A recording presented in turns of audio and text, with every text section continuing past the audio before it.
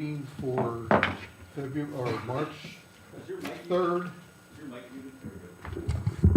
Planning Commission for March 3rd is called to order.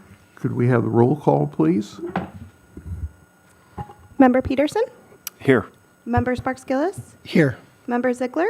Here. Vice Chair Adler? Here. Chair Williams? Here. Thank you. Aaron, would you lead us in the pledge, please? Yep. Place your right hand over your heart and repeat with me. I pledge allegiance to the flag of the United States of America and to the republic for which it stands, one nation, under God, indivisible, with liberty and justice for all.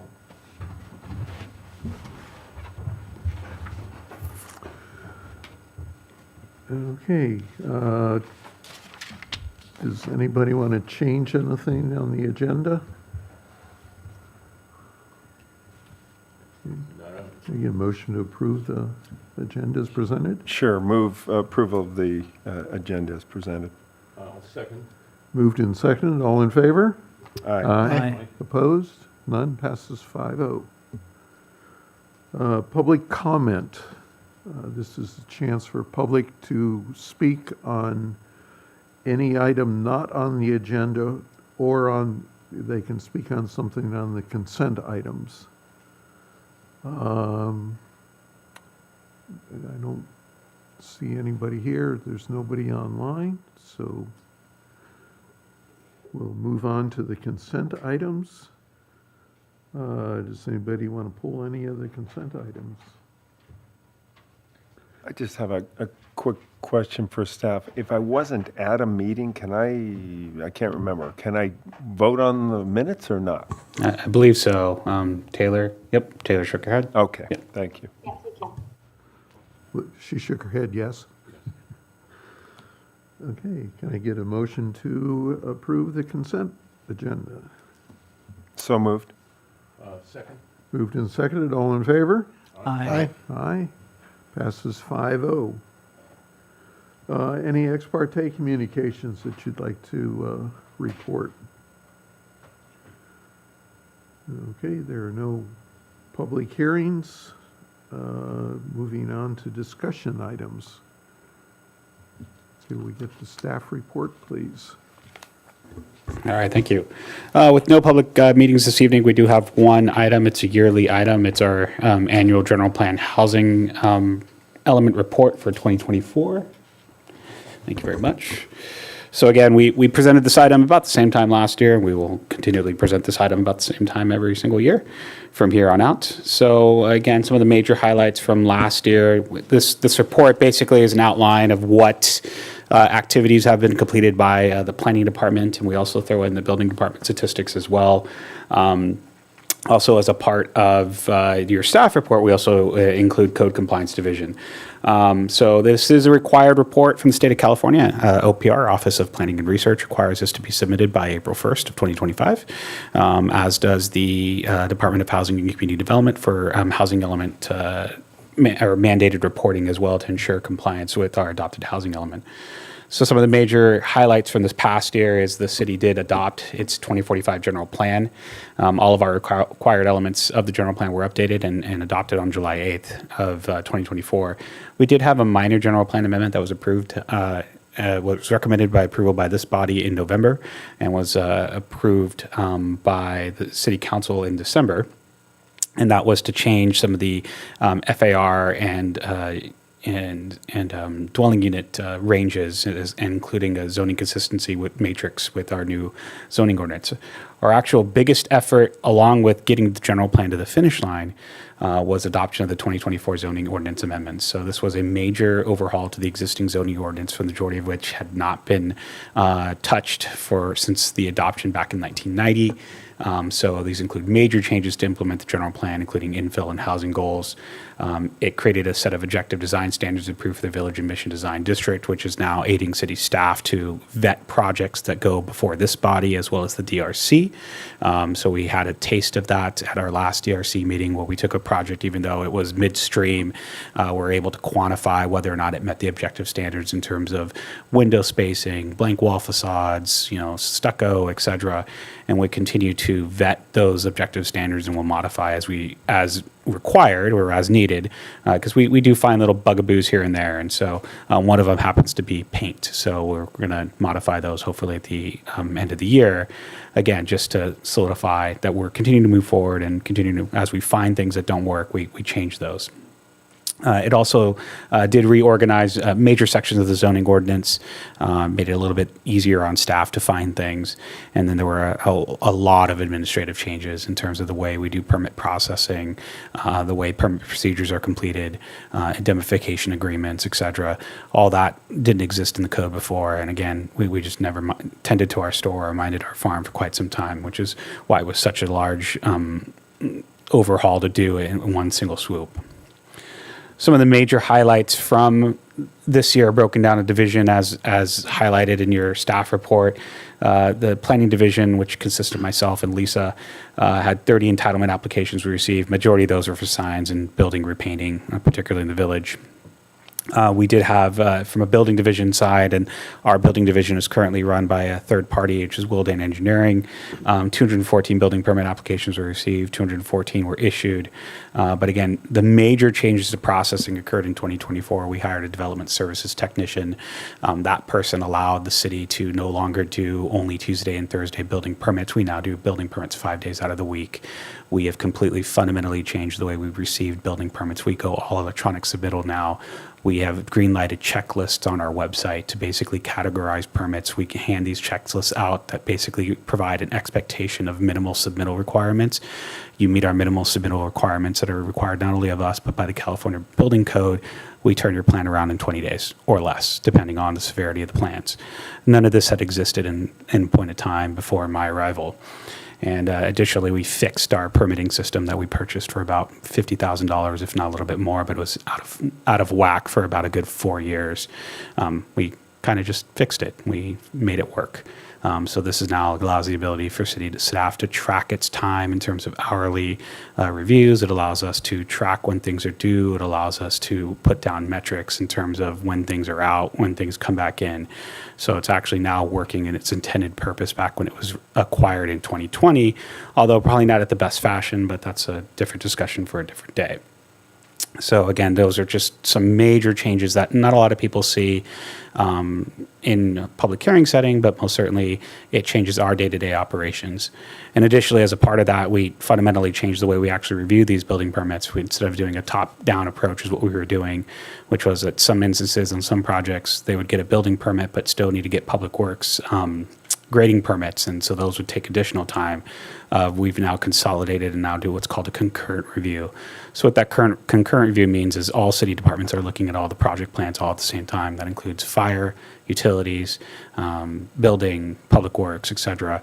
And we are meeting internally to discuss those comments to make sure that we don't miss anything. Again, the whole point is to provide the applicant pretty much everything under the sun on your initial submittal so that on any subsequent submittals, we're just checking those off rather than trying to re-review the kitchen sink all over again. Code compliance also went through another major change. Previous to last year, we had 2 part-time code compliance officers. One of them happened to be employed by the city. The other was on contract. That actually proved to be really problematic as our contract code compliance officer sometimes, didn't have enough time to follow up. Our other part-time only worked during the weekends and was much more interfacing in the village. So a lot of people in the village knew her, but not a lot of people knew our contract code compliance officer. And again, sometimes wires got extremely crossed. And again, very similar to the building, we didn't have a standard operating procedures. Basically, this is what's required of the California Government Code for us to fine. We would nilly-willy fine people without giving them a right to correct, without a right to give them a reasonable time to make corrections, warning letters, et cetera. That's all been changed. The city staff did have to waive quite a few fines because those fines obviously weren't in line with California government code, but we do now have standard operating procedures in place where we have a complete system going on where we basically go for voluntary compliance versus fines, and that's the way code compliance should run. We issue a warning letter, we issue a second letter, we do a third, we do a follow-up in person, try to get a meeting, and that typically by the third we get our compliance. But if it comes down to after that and there's still no compliance, that's when we do issue fines. And we'll work with people on fines if they, we issue something and then they finally come back in or come into compliance, we can waive those. But again, it's very much now under the guise of the California government code and done through a standard operating procedure, which didn't exist at the time. The other big change to that is we do have a code compliance officer that's now full-time. So that person has been able to now really, dig deep and make sure that there is follow-up that's done, that they investigate code cases, that they enter them into the system. We track what we're doing. We track our time. So just in the year alone, she had 108 complaints that were entered in the system. She closed 117. We had a lot of them that are lingering, and we continue to close more and more cases each day that she's working. And so again, we're trying to be voluntary compliance, get the word out. We want to work with you to get you rectified versus issuing a fine and calling it a day. So that's been a major change from our what's been previously done in the past for the last several years under code compliance. So moving back to the point of OPR and the housing elements of our general plan. The general plan contains goals and policies. Again, the general plan is a policy document, a vision for growth and development, zoning regulations and development agreements, capital improvement projects, public outreach initiatives, data analysis tools, all monitor this progress to make adjustments as needed. And I think we had such a long general plan process. It started back in 2021, went up all the way to 2024. The image on your right is actually it came right out of our first general plan. You notice that most of the language is pretty much the same, and that's the truth. Encourage development and maintenance of healthy residential neighborhoods, the stability of transitional neighborhoods, and the rehabilitation of deteriorated neighborhoods. That's a pretty worthwhile objective. It's also a worthwhile goal to have a well-balanced and functioning mix of land uses. That's about right. It's typically how a general plan works. Then there are policies that are buried, and it's the policies actually that's what executes the general plan. And so those policies pretty much tell us, okay, city staff, you now need to go work on your zoning ordinance to make sure that future residential land uses comprise a full range of housing type, location, densities. It's the policy part that hasn't really been done over the last 10 to 15 years. So we have this shiny new general plan. It cost over $700,000 to do. We had grant funding that helped help a chunk at it. It had a lot of public participation, but the last thing I would like to see is just a great general plan go to waste and just sit there and collect dust and we not do anything and continue on. So in our report, we included the Appendix A. We color-coded it on the status, so the yellows are basically things that we're ongoing and working on. The greens are marked as complete. These were items that basically, infill development is a great example. City shall support and promote infill development that is compact, mixed use, and pedestrian friendly. We did that. We did that through the zoning ordinance change that allows for residential uses in the village mixed use. We did that to promote reduction of setbacks for higher density housing. We did that to promote greater infill development within lots. Those little changes, those very substantial changes, go to complete this. And then every time we amend the ordinance as needed, as we see fit, it continues to execute the ordinance. So you'll see a lot of greens this year, and that's a kudos to this commission who saw a lot of those changes over the months of both May and the summer and provided those comments. It's those comments that really executed our implementation of this brand new document right out the gate. So again, it's your appendix is color coded. Yellow basically means it's ongoing, or it's something we're currently ongoing means it's something that city staff will constantly work on.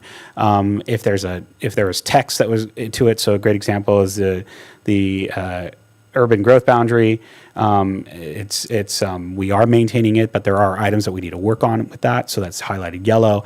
Reds were basically the city staff has identified they need to get done. So there are quite a few reds, particularly as you move past the land use element. So if you go into circulation, there's a lot of things that the Public Works Department needs to take on.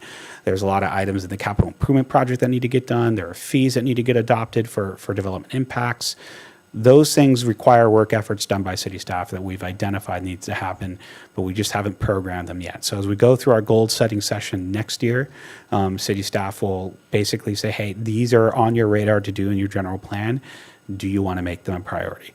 So again, the taxpayer spent an enormous amount of money to make this document happen. It's our job as city staff, as well as you, the decision makers, to make it happen and not just let the document sit there and collect dust. So anyways, that's the appendix right there. The next appendix that's included is our housing element implementation. So again, very similar to the general plan. The general plan implementation, that's just a check on us. The state looks for a couple things here and there, particularly when it comes to the safety element. But the housing element implementation is a completely different story now. The state of California has passed a series of laws, particularly over the last 2 years, that have made reporting a mandatory thing on April 1st. Some cities were very much not reporting, others were good about it. Now they're not only just reporting, but they're looking to make sure things get implemented. And if they're not being implemented, particularly if rezones for RENA are not being completed, or other items that have been basically dictated with a time frame not being completed, we risk losing being out of compliance in our housing element. The state has made it very clear they've hired additional workers in HCD to actually check and verify these things. So it's our job to provide the information as much as possible. So again, their focus is on RENA, or Regional Housing Needs Assessment targets, for our 2023-2031 sixth cycle housing element. And that's what this is right in front of you. So we are to target, basically the target is the goal. We don't have to produce, but we need to be able to accommodate these units. So we're looking at 28 extremely low, 27 very low, 39 low, 22 moderate, and 75 above moderate. 191 units is what we're looking to accommodate in this 8-year period. Now, how do we accommodate? We accommodate it through rezones. We accommodate it through changes in our zoning ordinance, reduce barriers to housing production. These are all elements that are outlined in our housing elements or implementation measures A through X. And so it is our job to go through those and do those and see if they work. And if they work and we get our numbers up, that's great. Hopefully the state gives us a gold star and a pat on the back and blesses us with a less RENA threshold, because there's only so much we can do in our small community. If we don't do anything, that's a different story. And HCD has been very punitive to those that aren't doing anything and aren't doing what they need to get done. And typically their RENA numbers start getting up more and more and more. So 191 is our target. We actually do have what's called an additional percentage that's beyond that, but that's the aim. During the 2024 year, we actually, at this point, we're at 27 units towards that goal. There's a new category. It was 622 through 223. That was what's called the reporting period plan. So anytime that a building permit was issued or was finalized that was issued or entitled during that time, but finalized during these couple years, we actually get credit for that. We had an apartment complex that got finalized last year. So, and that had one very low unit that was deed restricted. So now we're 2% of target, which was 0 before, but that's okay. But again, looking at our above moderates, which is basically most of our housing stock, 34%. Not bad. We had a pretty substantial increase from last year, and we're really moving along. So again, we're at 14% of target. We're just in year 2. That's probably the best way of looking at it. And we still got things going on. So from a housing production perspective, we have 2 projects that are technically in the pipeline. We have 670 Alamo Pintado. It's what's considered post-entitlement. So it was entitled back in 2022. For approximately 32 units. However, city staff has spoken with the applicant. They're looking to potentially reimagine that project and redo it, simply because the numbers aren't penning out for construction of that project at this time. So if they do, then who knows which way they'll go. This was a state density bonus project originally, and in speaking with the applicant, it looks like with our new rules, they may not necessarily need the state density bonus anymore, which is great. That's actually kind of what the intention of the rules are, is to basically have this idea of affordability by design. That's the dark star, that 1000? Yes, that is correct. Dark Star, yes. The second one is Alamo Pintado Apartments, or Wildwood. It's considered to be under entitlement status right now at 100 units. So right now we're looking just between those two projects at 132 units in what we call the pipeline. If you did notice in your attachment, there was a new project that was at the very end of that list. That was Denmarket Square Village, or Denmarket Square mixed use. That's 30 residential units. That was never envisioned by any of our RENA numbers in terms of infill. Well, we had an infill goal of 10 units. That's great. We're probably blow that away very quickly. And again, those were just systematic changes to our code that were very easy to make. That is now greenlighting that potential for development within the village and infill, and essentially going with the policies of the general plan. So with that being said, I know it's the raw numbers, but the city was required to rezone 3 properties to accommodate the RENA numbers. The city has completed all 3 of those rezones. They were Site B. It was rezoned from 20R1 to DR20, which is now R3. Site C, zone 20R1, now it's a combo of R1 and R3, with majority of it being R3. And then Site D was rezoned from recreation to DR20 R3. So again, those were the primary rezones that we needed to complete before the end of this past year, and that is now done. And so again, there are dates and times that are very specific in the housing element that we've done. The housing element has outlined programs and objectives with timeframes.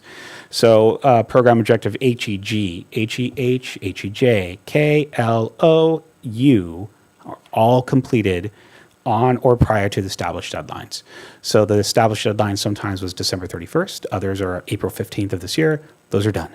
It's actually great because now I get to report as a part of the city, we completed this. Please see this hyperlink. And so those, included reductions in setbacks. Those included transitional housing. Those included infill development incentives. Those incentives that were built in, one of them were objective standards. So that's partially done. But again, it's a lot of these things that we made a change. They're now beginning to reflect in our new applications. And that's exactly what the state wanted us to do. Is the state wanted the city to do more incentives for infill development, relax some of those zoning ordinance issues, and the state thinks you should get more housing production out of it. And that's now happening. So, I mentioned the mixed use there, that's 30 units. Frederick Square is another good example on the corner of Alisol and Mission. That property owner has a lot of upstairs offices that remain vacant. They are now approaching city staff to potentially do 11 units up there. So now we're at 41. I got another 3 units at Rasmussen's. Now I'm at 45. Those numbers start continually to go up. And then finally, there's a 24 unit off of Copenhagen. I'm at 65 now. And just in those little pen strokes, we're at 65 units. We will pretty much exceed our above moderates at that point, assuming that they don't take any density bonuses or de-restrict anything or any incentives. That's not bad. And that's exactly the point of our general plan, is we want to look out, we want to look towards ourselves first on where we can grow infill-wise before looking and going out. So what are the next steps for our housing element compliance? The next step is the objective design standards for the residential. The state is looking for us to complete that before the end of the year. I don't think we'll get there, but I think we'll have a substantial amount that's done. We did have money set aside in our budget to specifically get a consultant for this work effort. The other one is what's called the adoption of a universal design ordinance, and that's more of a building code issue. So that's basically updating a certain subset for universal design. Essentially, it's kind of what it is. It's like templated designs that we can approve right off the shelf that can be interchangeable. And so there are some. So for we were chosen. The HCD required us to get this completed, so we're going to get it done, and we'll pair that in as a part of our triannual building code update, which is also due at the end of the year. So That's more than ADUs. that is a little bit more than ADUs. It gets a little more tricky. So again, there are other cities that have established these ordinances, and so we'll just model off of those. But again, try to make it in the Solvang flavor. But it's more of a building code issue more so than anything else. So much more technical than meets the eye. Rather than design. Correct. So with that, that's a very brief overview of our housing element report out and annual general plan, and I'll open up to questions from the commissioners. Just a couple, you talked about the objective standards. It is. Yeah, maybe I'm just not talking. You can hear it? Hello? Sounds like it. Sounds like it, yeah. Okay. I know our next step, objective standards. We had chatted at one point about if we go the 50-50 on mixed use of commercial and residential, that we need to maybe perhaps change that if we care about keeping it more subjective in the DRC, or whatever we call the village. Village, with the DRC. We're still discussing, we haven't really talked about making it 4852 or 4951, or is that part of that objective standard study? No. So that's something that we'll discuss at the workshop. And there are pros and cons to that, as stated before. The pro is, yes, you'll get the control. The con is that it's at that point, and this is what I'm going to present at the workshop. The con is that you're basically absolving flexibility to the property owner to go with the market. So you've kind of frozen them in, even though we get that. And the whole point of the objective standards is to provide a baseline for city staff to make determination, particularly if it's an all housing project. But again, if it's still a majority commercial project, they still have to meet the objective standards, but there's still subjectivity that's to it. And a great example was the last DRC meeting, where the project that was before us met the majority of the objective standards, except for a couple things here and there. And we were able to get the DRC to give city staff direction on those couple items to push it forward to Planning Commission with those changes going forward to you. So it was a mixed-use project? It's not. It's a purely commercial project. Oh. So Okay. again, there's goods and bads. The good to keeping it the way it is today is it allows, again, that maximum flexibility, especially as written. Second, and I know we don't have any third stories, but second and third story, can be all residential. But the ground floor has to be, must be, shall be, will not be changed commercial. So that there is the positive, it allows that market condition. The other flip side is, just as you mentioned, having a little bit more control. So that's something we will discuss at our workshop. It's one specific item on there. And then from there, we'll take it to city council, see what they want to do. And just background for you folks who haven't been here, is that in our village area, whatever we call it, TRC, I say tourist-related commercial, but the village, we renamed it. We have a DRC that reviews. But from state standards, if you have housing, you can't have that subjective DRC when it's housing. So we have taken away the DRC mostly from the housing zoned areas and kept it in the village areas. Perfect. However, when we then tried to increase our numbers and do a mixed use, if it's a 50-50, then what rules? Does the DRC rule, because it's in our village, or does the housing state say no objective standards?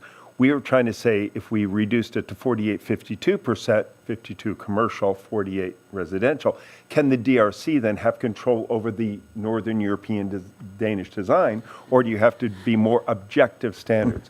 And so staff is trying to get objective standards that work, that meet what DRC would like to see and the city, but also meets criteria with the state. And it's a fine line, because if you make it, it's got to be pitched like this, that costs more, and the state might say, no, now you're being a hindrance to residential, we need to do this. Well, that isn't what we want. Well, then we don't want housing. No, we do want mixed use, because it helps us with our numbers, and it really does help the town become a village, is what we're after.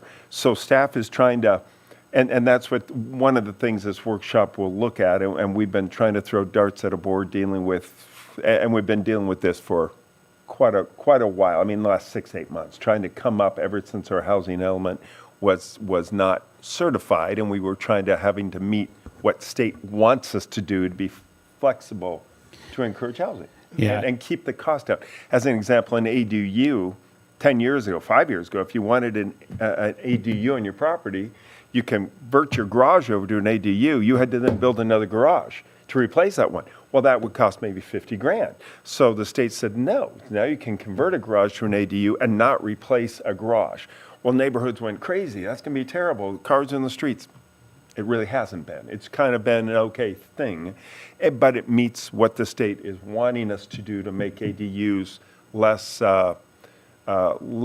barriers to building an ADU or a separate sewer lateral. You can tie into the main house and do an ADU. You couldn't do that before.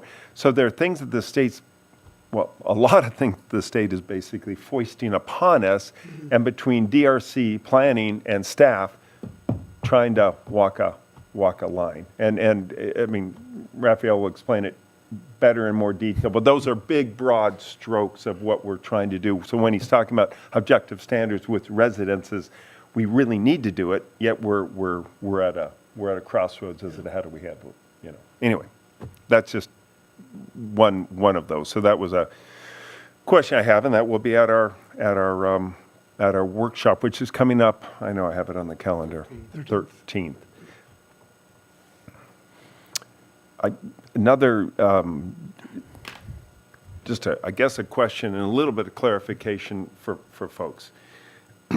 We have a planning department. We obviously have we have a public works department, we have a parks, we have fire, we have utilities and all those things. Building department, it's under planning department, but we contract out to we used to contract with the County of Santa Barbara to do our plan check and our inspections.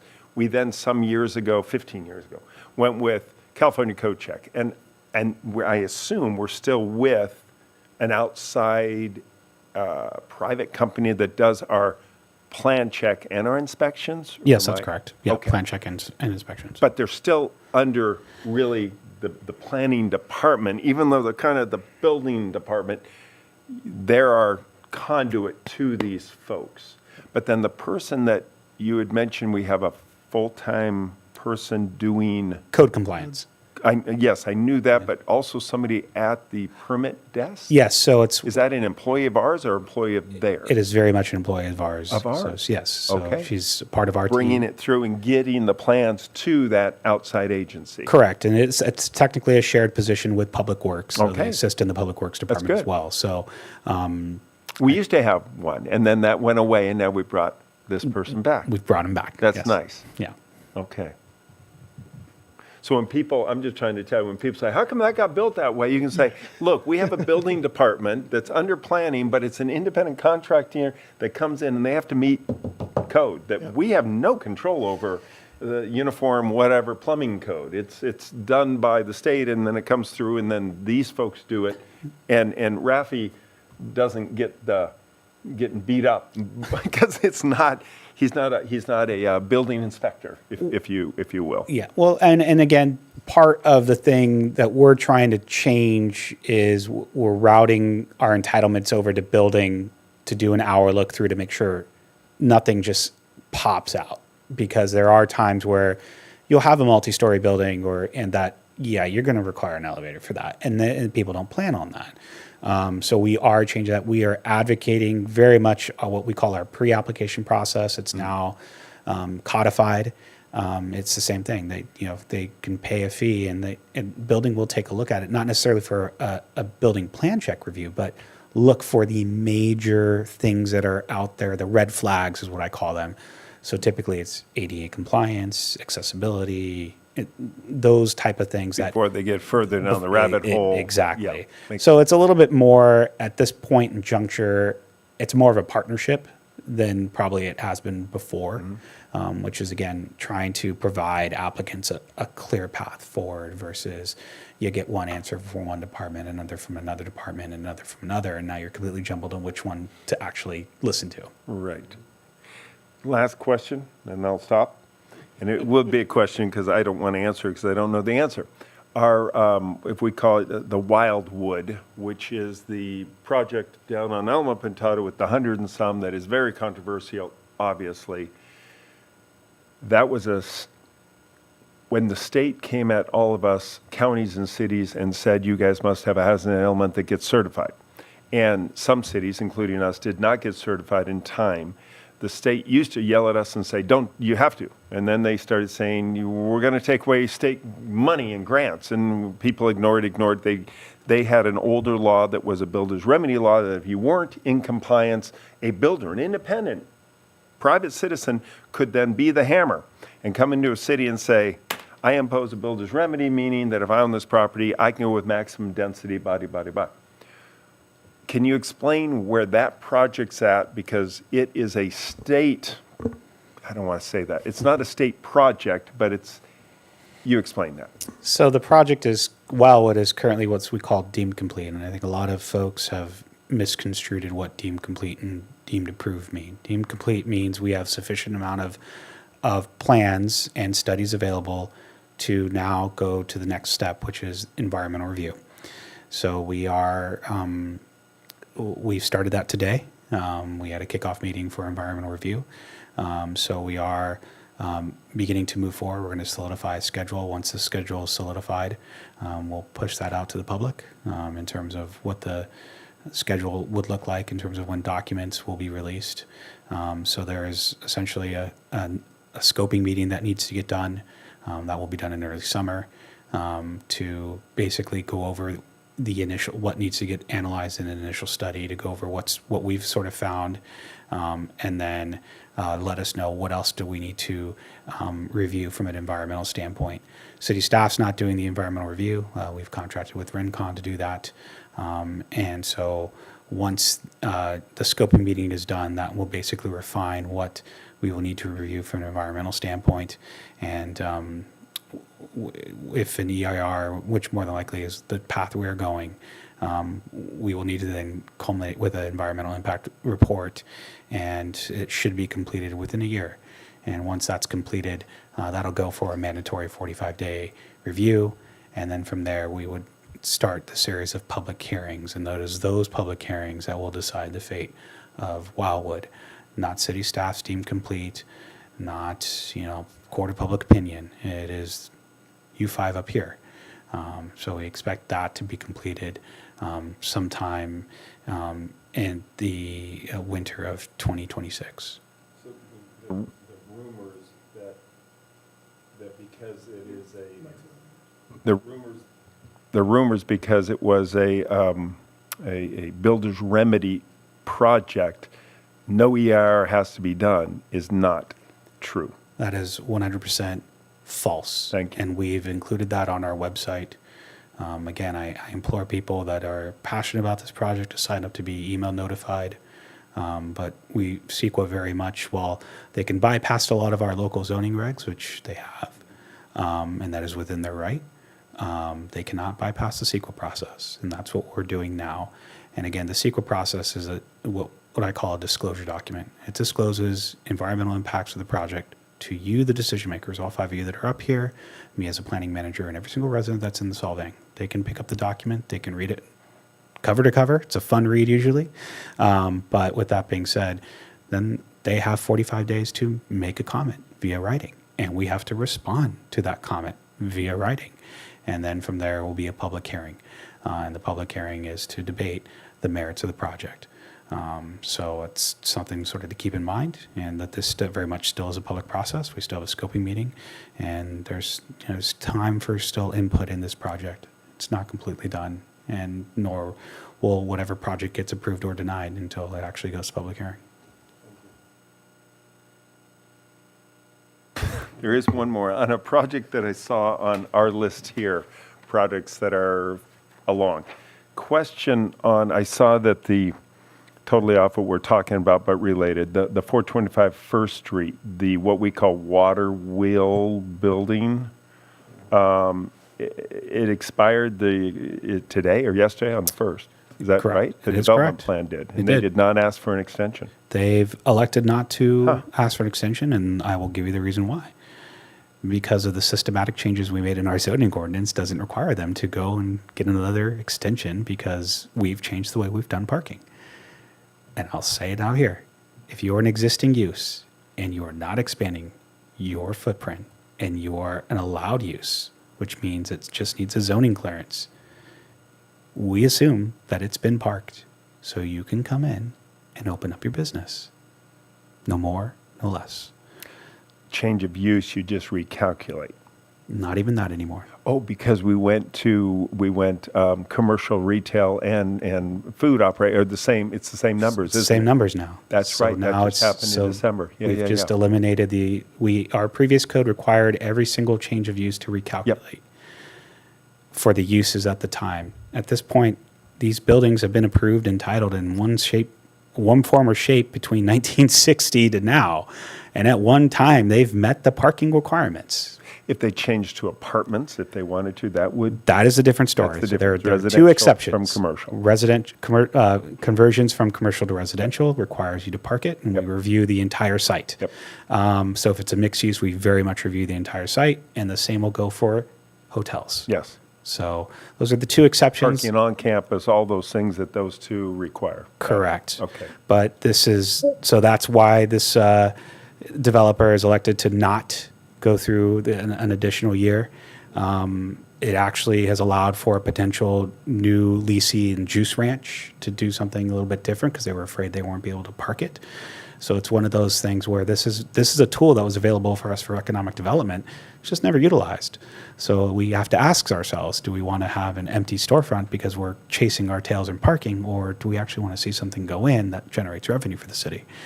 And Raphael, if I could just mention, I know this agenda topic is a little amorphous, but I just want to keep the discussion and any questions on the agenda item itself. But if you have any specific questions about specific projects, you can direct those to Raphael outside of the meeting, or in the future, we can pull those for discussion. All right, thank you.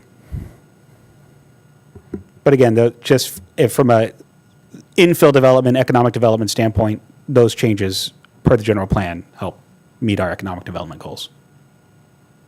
Okay, anybody else have any questions or before we go to public comment?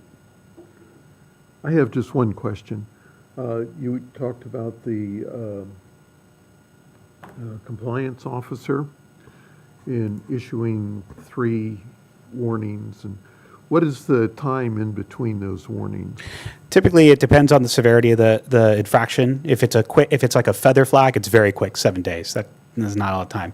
But if it's something where it's a building code violation, typically we give 30 days. And by 30 days, that just means you're working with city staff. You've got a phone call, you got the letter, scheduled time for inspection. We take a look at it, and then we give you your options, and then the options can further negate it out to, again, state law says what's reasonable. Is it reasonable to get a set of building plans done within 30 days? No. Is it reasonable to get it done in 90 days? You bet. So it's those type of, it's a standard operating procedure, just basically, again, outlining what is the severity of the violation, and if it's something that can be rectified within a week or 72 hours, that's what we give you. But we give you more time. Essentially, again, we want to work with you. Yeah, the standard is a reasonable amount of time for the violation. So. Okay, that's what I wanted to know.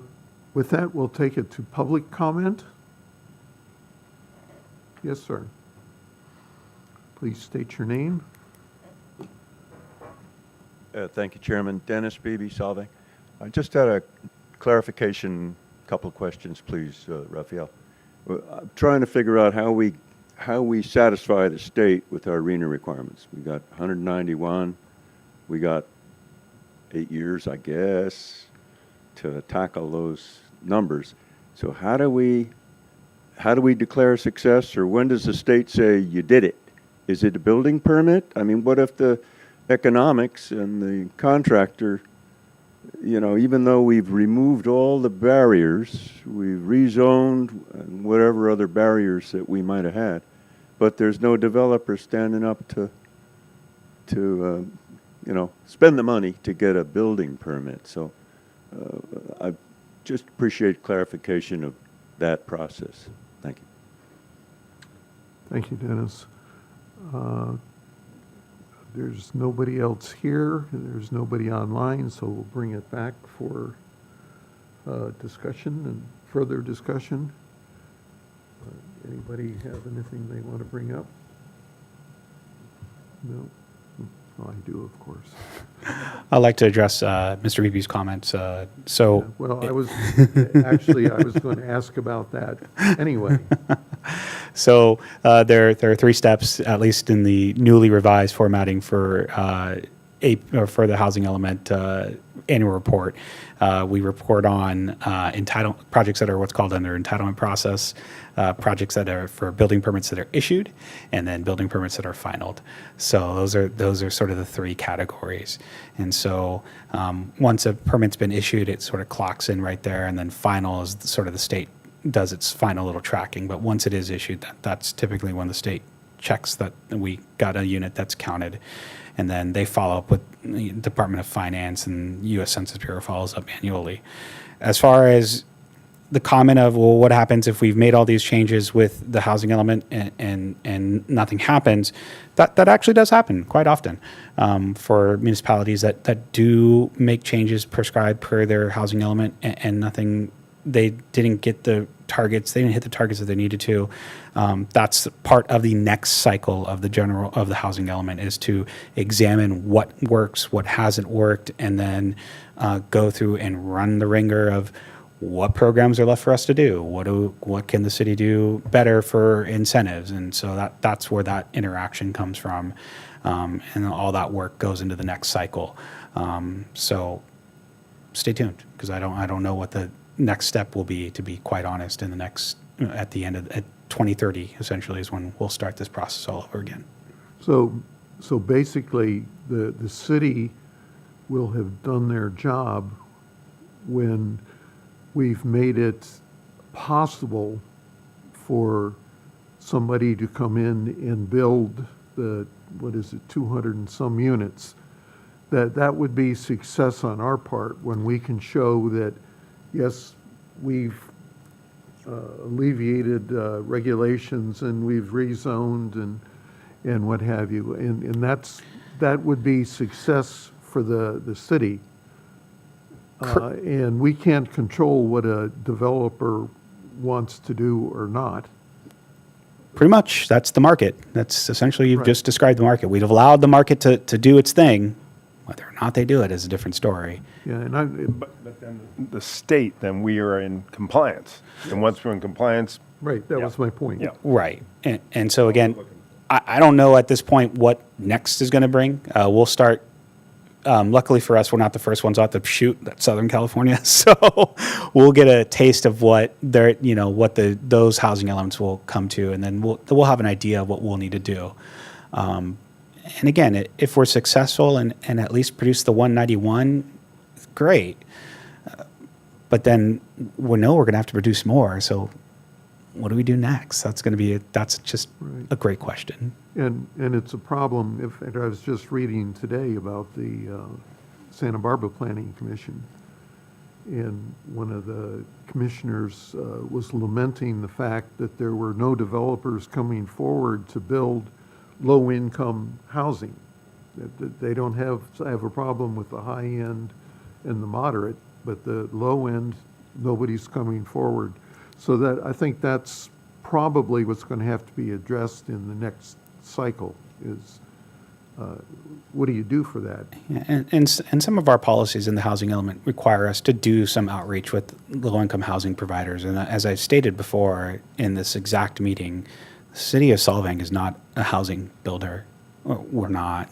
And so the reality is, majority of these municipalities that hit those arenas at the very low, or even moderate sometimes, that's done through partnerships with nonprofits. Right. And you're seeing that now throughout the coast. There are a couple projects that are now being done. I believe Buellton is even one of them. And that's a partnership being done with a nonprofit to get those numbers up.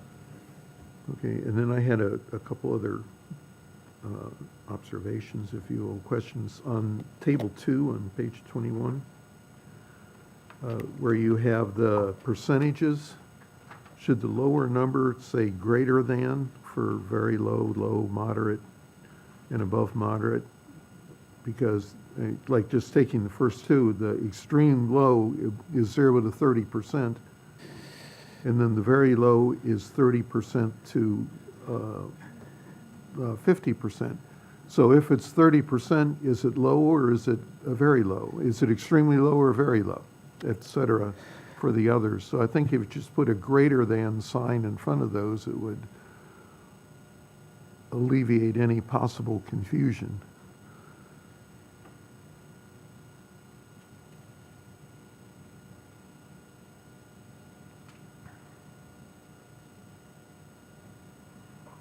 Okay. It is coming from the state, but I will take a look at those.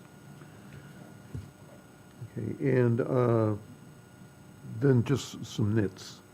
On page 22 at the very bottom, where it talks about APN 139.031.021, it says from, and it says the from, and it should say then. I mean, that's a minor thing.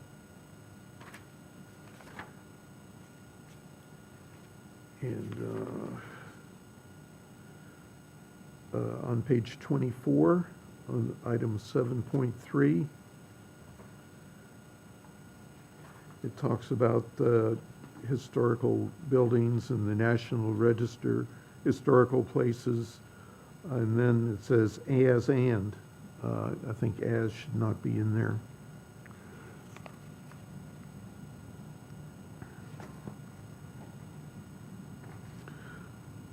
On page 25, under 8.1 and 8.2, where you have more than one, you should have plurals rather than singular recommendation. Should be recommendations.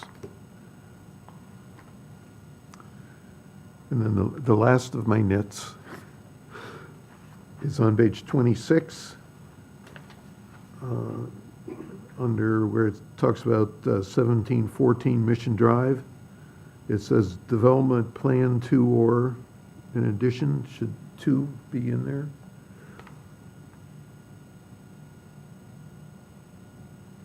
Should be 4. 2 needs to be dropped. Okay. And then on the more substantial end, on your reds, on your status on here, as was pointed out, and I heard people talking earlier, there's a lot that the city council needs to do. City council needs to do this, city council needs to do that. What is the spur that's going to make them or encourage them to do that? So again, typically these are done through identified work ethic. So a great example on the yellows, when it comes with Parks and Rec master plan, that the city council had approved an RFP and approved a vendor to do that. So a lot of those items that are in the Parks and Rec section are done through a separate department, but will be taken care of there. Here, in this instance, a couple of them have to do with, especially the public works end, with the capital improvement project, with street standards, et cetera. So it's just a matter of us, as a part of our biannual goal setting session, to sort of bring this to the foray of, here are the items that need to get done. Some items go quicker than others due to potential grant funding, et cetera. But really, it's us as city staff identifying what needs to get done. Yeah, and that was my concern, that, you're identifying it as a need, that the city council needs to do this, but there's nothing in there that says, how is staff going to bring this to the attention of the city council? Or are you are they just expected to go through here and say, yep, well, I agree, well, we need this, do that, we need this, do that, or Yeah. how is that going to happen? Again, a lot has to do with the goal-setting sessions and the established goals. Coming in and doing the zoning ordinance update, that was a goal to update updated ordinances, as pointed out by the city staff. That's been an ongoing work effort. From my end, working with my counterparts, we've identified our engineering standards and our capital improvement plan needs to be upgraded, and fees. So, fees at administrative services working on the first set. So that's how we bring them to the foray of these need to get done. Right now, fire safety is a big one. And so we've identified a couple ordinances that need to be modified for fire safety. So they will be identified as a part of the goal setting, and that's our job essentially, is to help with the city manager to identify these and then bring these to council. So these be addressed basically over the next 10 years. That's the point of the general plan. So actually, our required general plan check-in is 8. So that will be the time where we come back fully with the council and say, these are what we've done.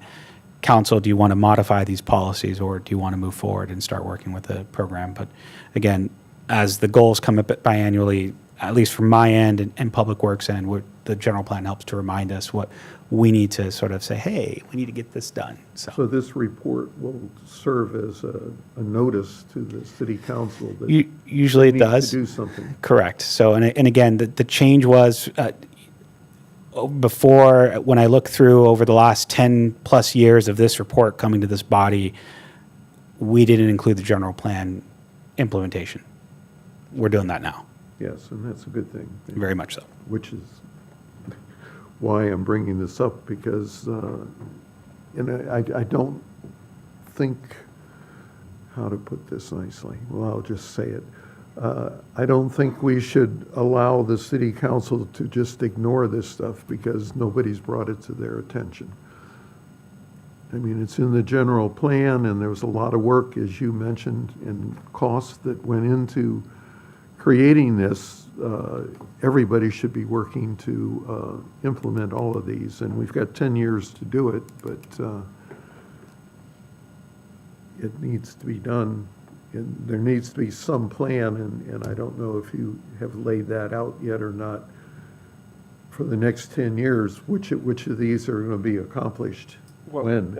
Also, when it comes to us each year, this body, on an annual review, the onus is on us also to say, are these checked off or not just review and say, oh, send it on to city council. I mean, we don't deal with sewer plants, Right. roads. So this is kind of our area, should be, and obviously Raphael's ratcheting it up tighter, which is applauded. Everybody believes that, but we also need to be, you're right, Jack, involved in reviewing it and saying, let's keep moving ahead on this. We don't want to be in the situation we were last go around, is your point. Yeah, that was a mess 2 years ago.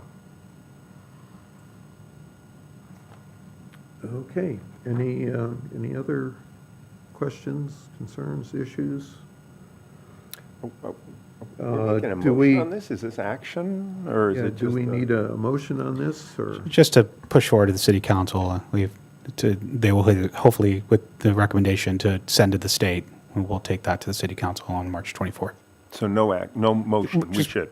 Motion to recommend to send it to the city Okay, council. I will make a motion to recommend to send this to city council, the 2024 Annual General Plan and Housing Element Progress Report. Second? Moved and seconded, all in favor? Aye. Aye. Aye. Opposed? None? Passes 5-0.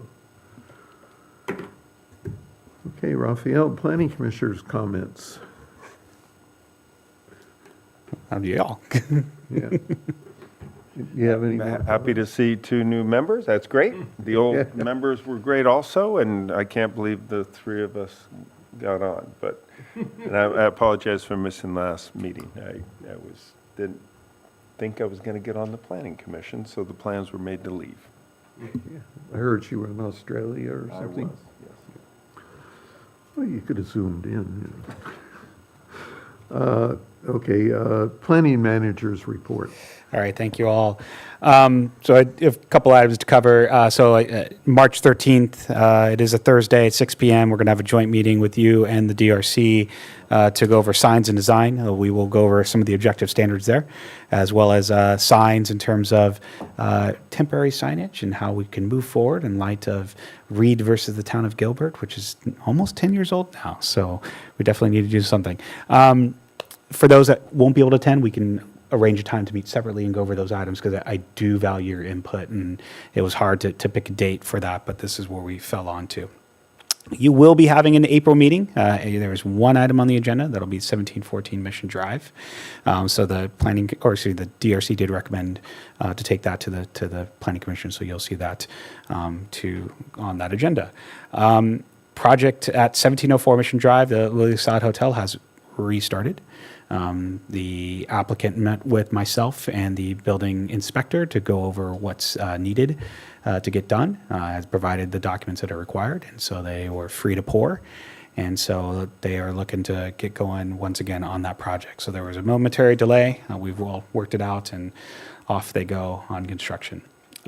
We will have a DRC meeting in March with some signs and a facade repaint. And sort of as a reminder to those folks who watch this and to you as the body is we have a public participation process in place where residents can weigh in and make comments regarding proposed paint colors in the village. That is the purpose of the DRC. So there's online chatter, particularly of why the planning department chose the paint, et cetera. We're not choosing these. These would be the applicant, and the DRC approves them. And so again, that's another thing we'll be discussing at our workshop is paint colors. So that'll be fun. This very important topic, Randy will touched on it a little bit. City Council, I will touch on it more in the coming days. We are expected to receive a new CAL FIRE map for high fire severity zones on March 10th. Once we receive these, we will immediately post those online for all residents to weigh in on and make comments on. It's a required 30-day review. So these maps will determine new high fire severity zones in the city, and we actually will need a process to adopt these maps into our building code. And so we are looking to finish that out in June. Lisa is actually heading out the general plan amendment on that. We have a couple other items that we need to amend our general plan with from a safety element standpoint to be codified in good with state law and to make sure that if we had a disaster, we will get refunded money. So there are things that we need to get done in our general plan, and we're going to be doing those. City staff will be bringing an item on to the City Council on March 24th regarding short-term vacation rentals. Again, under the guidance of ordinances that need to be upgraded and looked at, we've identified our short-term rental ordinance that was adopted in 2014 as an urgency ordinance and not really modified, and readopted in 2016. Well, the world has kind of changed in the short-term rental game, so we're bringing that item to the City Council for some discussion. And then finally, as mentioned in the staff report, is that we have received a new application for 30 residential units at 10 Market Square. It'll be our first development plan or development permit, not development plan, because development plans are dead. So city staff will be processing the application, and it will go to Planning Commission when it is deemed complete. So again, once it's deemed complete, we do a quick environmental review on that. But Lisa and I will be working together on that, and that will hopefully showcase what we're doing in terms of our new regs. So again, that's in our review. It's in our wheelhouse. All departments are looking at it, and we'll go from there. With that, I'll end my report for the day. Can I ask 2 questions? When was the short-term vacation, City Council? March 24th. Thank you. And then the high fire, that's CAL FIRE, does that every 5 years, 10 years, periodically?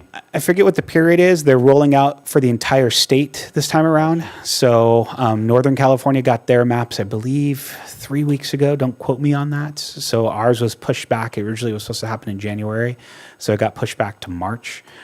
So again, we do have to adopt that as a part of the building code. But there is a designated time to make comments. So again, Gotcha. we want people to be aware of what, because it's got a lot of ramifications. Oh, insurance. so- It has a huge ramification. People don't get it. If you're high fire, your insurance could double or be canceled. Correct. So it's a very, very important map. if you will. Yes. Okay, well, thank you, everybody. The meeting is adjourned at 7:05.